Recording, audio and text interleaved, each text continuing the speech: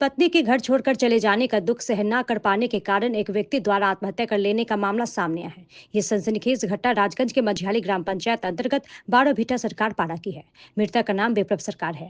रविवार रात को उसका शव उसके घर से कुछ दूरी पर एक पेड़ से लटका मिला। पारिवारिक सूत्रों के अनुसार विप्लव सरकार दूसरे राज्य में राजमिस्त्री का काम करता था। उसने 9 साल पहले हल्दीबाड़ी की प्रियंका राय से प्रेम विवाह किया। फिलहाल उनका 1 साल का एक बेटा भी है।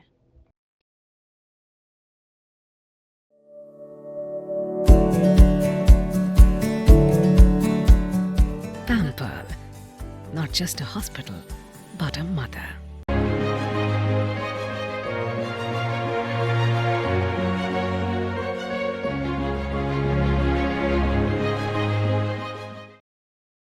विप्लव केरला में मजदूर के रूप में काम करता था। परिजनों ने आरोप लगाया कि उसकी पत्नी घर पर तरह तरह के रील वीडियो बनाकर सोशल मीडिया पर पोस्ट करती थी। बताया गया है कि प्रियंका कुछ सप्ताह पहले अपने बच्चे को ससुराल में छोड़कर अपने पिता के घर चली गई। पिता के घर जाने के बाद अगले दिन वो बाजार जाने के लिए घर से निकली थी। प्रियंका की मां ने बताया कि उनकी बेटी बाजार जाने के लिए घर से निकली, उसके बाद वो घर नहीं लौटी। बाद में उसने अपनी माँ को फोन पर बताया कि वो एक महिला के साथ बेंगलुरु गई है, वो अब घर वापस नहीं आएगी। इस खबर को सुनने के बाद विप्लव 1 सप्ताह पहले दूसरे राज्य से घर लौट आया। काफी प्रयास के बाद भी वो अपनी पत्नी को घर वापस नहीं ला सका।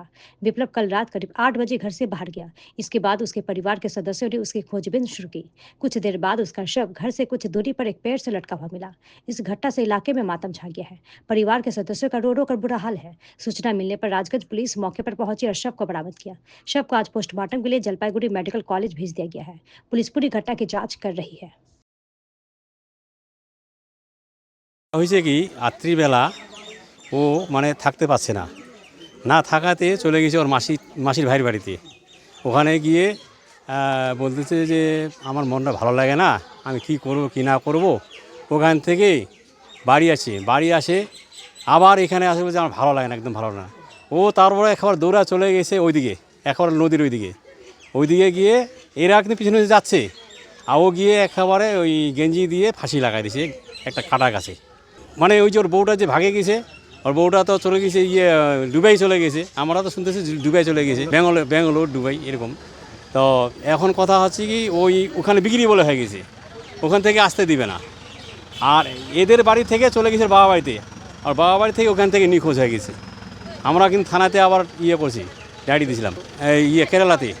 হ্যাঁ, বাড়ি আসলো শোনার সাথে সাথে ও বাড়ি চলে আসছে।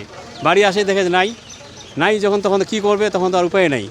তখন মানে বাধ্য হয়ে তখন মানে এরকম পাগলের মতো হয়ে গেছি। এই পদশে হয়ে গেছে, প্রায় 8-9 বছর হয়ে যাচ্ছে। ভালোবাসা করে একটা বাচ্চা আছে। হ্যাঁ, পারবত। হ্যাঁ, না শুনি নাই, অশান্তি পরিবার শুনি নাই। ও তো যা খুশি তাই করে, বউরা যা খুশি তাই চলে যায়, টিটপ করে, আবার ওই একাই যা খুশি তাই করে। এরা তো শ্বশুর শাশুড়ি তো বুড়ো, হ্যাঁ, মোবাইলে ভিডিও বানায়, তারপরে শ্বশুর শাশুড়ির কথা শুনে না, কি করবে কি না করবে। এরা তো মানে কিছু কথাই বলে না ওদেরকে, একদম কথা বলে নাই।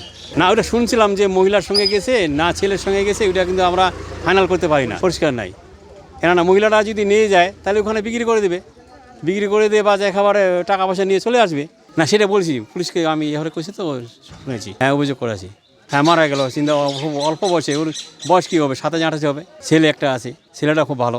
এখন বউটা ওইদিকে থাকে গেল, আবার এই মারা গেল, বাস। মানে পাহাড় সরকার ভাইগে গেছে, বাপের বাড়িতে যায়, ওখান থেকে ভাইগে গেছে।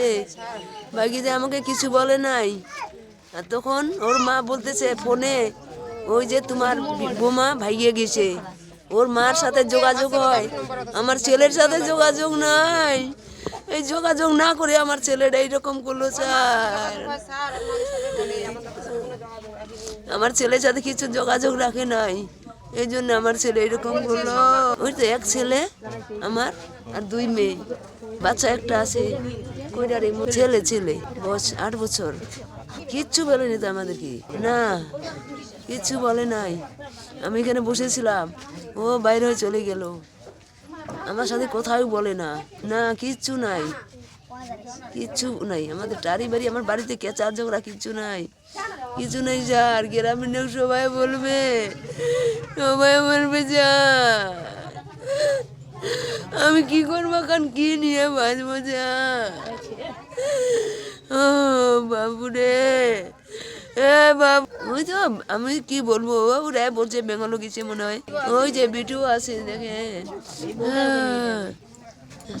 ও বাবু সোমবারে গেছে, সোমবার থেকে তো মঙ্গলবারের দিনে তো বেরিয়ে গেছে মঙ্গলবারে বেরিয়ে গেছে যে আমি তরঙ্গি যাব।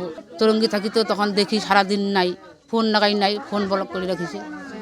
তখন তারপরে নিজে ফোন কয় যে আমি বাড়ি থাকবো না, আমি দূরে চলে যাব, একটা বউর সাথে চলে যাচ্ছে। বউটার নাকাল করে বলে যে ফেসবুকে ছাড়িয়েছে, ফেসবুকের বউটার নাকাল পাইয়া এখন বেঙ্গলেই আছে। হ্যাঁ শুনছে, শোনার পর তো তারপরে কান্নাকাটি করিয়া তখন কয় যে আমি আর যাবো না তাহলে ওই দেশে। সংসারিক সমস্যা তো এখান থেকেই গেছে, এখান থেকেই বলে সংসারিক সমস্যা, এই সমস্যা ওই সমস্যা বলে এখান থেকে। আজকে তো আমার জামাই নেই, এই জন্যে আসছি। হ্যাঁ, আর জামাইকেও বুঝাইছি যে দেখা ও চলে গেছে, তো ওর নিয়ে কোনো আর চিন্তা করেন না, টেনশন করেন না, তোমরা এখন সংসার করো। জামাইকেও বুঝাইছি সংসার করো, না হলে ওই বাচ্চাটা আছে, বাচ্চাটা দেখি থাকো। কেরালা থাকি তোমার বাড়ি এসো, আসে আমার বাড়িতে থাকো 2 রাত আইসো। আর তারপরে তো কয় বলে না আমি একা যাবো না তোদের বাড়িতে, এই যে মানে লোকজন নিয়ে যাবে। কেরালা থেকে এই বাড়িতে এসে তারপর আমার বাড়িতে যেতে বলছি যে এখানে আসো, এখানে কয়টা দিন থাকো। আসবে না, কাজ করবে হবে, আসবে না। একটা বউয়ের সাথে গেছিল, কোন বউ ওটা এলা, বউটাকে তো আমরা চিনি না, বউটাকে তো চিনি না আমরা। প্রতিমা রায়। আমার ভাই তো বাইরে থাকে, তো বৌদি আমাদের এখান থেকে বলে গেছিলো বলে বাবা বাড়ি শাঁখা খাইতে যাবে। তো শাঁখা খাওয়া মানে বাবা বাড়ি থেকে ওখান থেকে আমার ভাইকে চলে গেছি। তখন ওর প্রিয়ঙ্কার মায় আমাদেরকে ফোন করে বলল যে প্রিয়ঙ্কা আমাদের নাই, তো কোথায় গেছে ওরা ঠিক মতো বলতে পারতেছি না। তারপরে আমার দাদার সাথে কোনো যোগাযোগ নাই, আর দাদার মানে 75,000 টাকা ছিল, সব টাকা নিয়ে চলে গেছে। এখন দাদা কিসের জন্য করলো, সুইসাইড করলো, টাকার জন্য না বউয়ের জন্য না বাচ্চার জন্য, সেটা আমরা বলতে পারতেছি না। কেরালায় থাকি, যাবার মানে 4-5 মাস হবে। এমনি তো ফোনে তো যোগাযোগ মানে অত যোগাযোগ হয় না, যখন টাকার প্রয়োজন হয় তখন ফোন করে আমার দাদাকে, টাকাটা দিয়ে মানে দাদা রিটার্ন করে দেয়, তখন দাদার সাথে কোনো যোগাযোগ নাই। তারপর দাদা ওখান থেকে মানে বৌদি যাওয়ার মানে ভাইকে যাওয়ার পর ফোন করে ডাইকে নিয়ে আসলাম বাড়িতে। তো আনার পরে বাড়িতে এরকম মানে পাগলামি করতেছে। তারপরে করার পরে আমার সোমবার দিন আসছে বাড়িতে। হ্যাঁ, ঘটনা শোনার পরে আসছে বাড়িতে। বিয়ে হবার 9 বছর হয়ে গেছে, একটা ছেলে আছে। আমাদের কিছু বলেনি, কোনো জিজ্ঞাসা করেন। আমার মা এখানে বসেছিল, আমি রান্না করতেছি, কাউকে কিছু বলে না। আমরা কাছ থেকে আসলাম, ও বাস ব্যাগ নিয়ে চলে গেল। 10টা থেকে 10:30 হবে। সেদিনকে কী বার ছিল মনে হয়, সোমবার ছিল। এখান থেকে সোমবারে গেছে, ওখান থেকে হলদিবাড়ি।